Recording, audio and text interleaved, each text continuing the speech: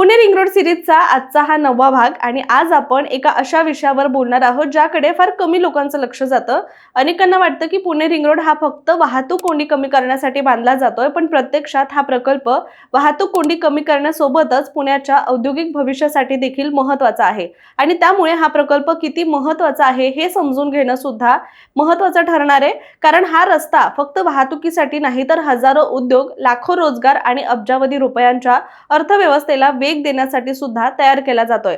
चला तर मग लगेचच विषयाला सुरुवात करूया। नमस्कार, मी रामेश्वरी आणि तुम्ही पाहताय कट टू कट। विद्येचं माहेरघर म्हणून ओळखलं जाणारं पुणे शहर आता फक्त याच ओळखीपुरतं मर्यादित न राहता गेल्या काही वर्षांमध्ये महाराष्ट्राची औद्योगिक राजधानी म्हणून सुद्धा पुणे ओळखलं जातंय।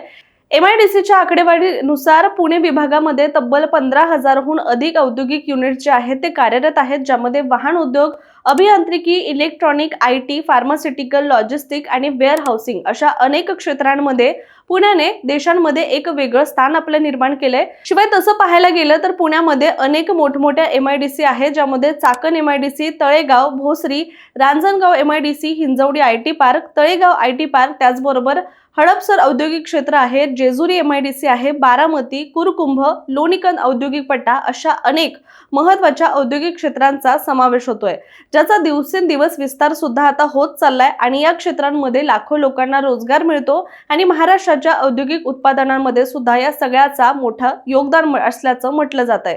मात्र गेल्या काही वर्षांमध्ये पुण्यामध्ये एक मोठी समस्या वारंवार डोकं वर काढतीये आणि ती अशी की शहराच्या कानाकोपऱ्यामध्ये उद्योग वाढलेले आहेत, कारखाने वाढलेत, उत्पादन वाढलंय, पण त्याच वेगाने वाहतूक व्यवस्था मात्र काही विकसित झालेली नाहीये। कारण आजची परिस्थिती अशी आहे की या चाकणहून निघालेला ट्रक जर रांजणगावकडे जायचा असेल तर त्याला पुणे शहराच्या गजबजलेल्या मार्गातून रस्ता काढावा लागतोय। परिणामी अशा अवजड वाहनांमुळे स्थानिकांना सुद्धा अनेक समस्यांचा सामना करावा लागतोय आणि यानंतर तळेगाव मधून निघालेला माल असो तो बारामती किंवा कुरकुंभ मध्ये पोहोचवायचा असेल तरी सुद्धा हीच परिस्थिती सध्या सामोरी जावी लागते।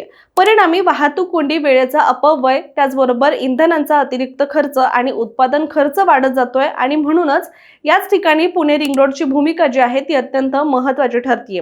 पण ती नेमकी कशी हे आता आपण टप्प्याटप्प्याने समजून घेऊयात। आता सगळ्यात आधी तर पुणे रिंग रोड हा संपूर्ण पुण्याभोवती तयार होणारा प्रकल्प आहे हे तर आपण जाणतोय आणि त्यामुळे पुणे रिंग रोडचा उत्तर भाग तळेगाव, देहूरोड, निगडी, मोशी आणि चाकण परिसराला जोडणार आहे। हा भाग पूर्ण झाल्यानंतर सर्वाधिक फायदा चाकण MIDC, त्याचबरोबर तळेगाव MIDC आणि भोसरी MIDC ला होणार आहे, कारण चाकण हा आज भारतातील सर्वात मोठ्या ऑटोमोबाईल उत्पादन केंद्रांपैकी एक आहे। जवळपास 5,000 हेक्टरपेक्षा अधिक क्षेत्रामध्ये पसरलेल्या या औद्योगिक पट्ट्यामध्ये शेकडो मोठे आणि हजारो लघु उद्योग सुद्धा कार्यरत आहेत। याचबरोबर मर्सिडीज बेन्झ, त्याचबरोबर Volkswagen, Mahindra and Mahindra, Bajaj auto यांसारख्या जागतिक कंपन्यांचं उत्पादन केंद्र सुद्धा इथे असल्याने या कंपन्यांच्या वाहनांचे आणि सुट्या भागांचे लाखो टन उत्पादन दरवर्षी देशभर आणि परदेशामध्ये सुद्धा पाठवले जातात आणि इथे रिंग रोडमुळे या उद्योगांना मुंबई पुणे एक्सप्रेसवे, नाशिक महामार्ग, अहिल्यानगर महामार्गाशी जलद संपर्क करण्यासाठी मोठी मदत सुद्धा होणार आहे, ज्यामुळे वाहतूक कोंडीमध्ये या माल वाहतुकीला जाण्याची गरज भविष्यामध्ये भासणार नाहीये। यानंतर येतो तो पश्चिम भाग, हिंजवडी, मान, मारुंजी, त्याचबरोबर बावधन आणि पिरगुंड या परिसरातून जाणारा हा भाग हिंजवडी IT पार्क साठी मोठा दिलासा ठरू शकतोय। आज हिंजवडीची वाहतूक समस्या संपूर्ण राज्यातच चर्चेचा विषय बनलेला आहे। शिवाय मान्सून काळामध्ये तर इथे भीषण परिस्थिती सुद्धा उद्भवते आणि लाखो कर्मचारी दररोज या त्रासातून आणि या भागामध्ये ये-जा सुद्धा करतात। त्यामुळे भविष्यात रिंग रोडमुळे शहरातील विविध भागातून हिंजवडीकडे जाण्यासाठी पर्यायी मार्ग सुद्धा उपलब्ध होणार आहेत आणि त्यामुळे केवळ IT क्षेत्रालाच नाही तर पिरंगुट औद्योगिक क्षेत्राला सुद्धा याचा मोठा फायदा होणार आहे। दरम्यान रिंग रोडचा पूर्व भाग जो आहे तो वाघोली, लोणीकंद, शिक्रापूर आणि रांजणगावच्या दिशेने जाणाऱ्या मार्गांना जोडतोय, त्यामुळे सर्वाधिक फायदा रांजणगाव MIDC ला सुद्धा होणार आहे। रांजणगाव हे महाराष्ट्रातील 5 स्टार औद्योगिक क्षेत्र म्हणून सुद्धा ओळखले जात आहे आणि सुमारे 2,000 एकराहून अधिक क्षेत्रामध्ये विकसित झालेल्या या परिसरामध्ये 500 पेक्षा जास्त उद्योग सुद्धा कार्यरत आहेत। दरम्यान यामध्ये इलेक्ट्रिकल उपकरणं, त्याचबरोबर अभियांत्रिकी उत्पादन आणि इलेक्ट्रॉनिक क्षेत्रातील अनेक उद्योग सुद्धा इथे राबवले जातात आणि म्हणूनच रिंग रोडमुळे रांजणगावचा संपर्क चाकण, तळेगाव आणि पश्चिम महाराष्ट्राशी सुद्धा अधिक वेगवान होणार आहे। यानंतर दक्षिण पूर्व भाग, हडपसर, फुरसुंगी, लोणी काळभोर, उरुळी कांचन आणि यवत परिसराशी जोडला जाणार आहे। या भागाचा फायदा हडपसर औद्योगिक क्षेत्र, त्याचबरोबर फुरसुंगी औद्योगिक पट्टा आणि भविष्यात विकसित होणाऱ्या लॉजिस्टिक पार्कना सुद्धा होणार आहे।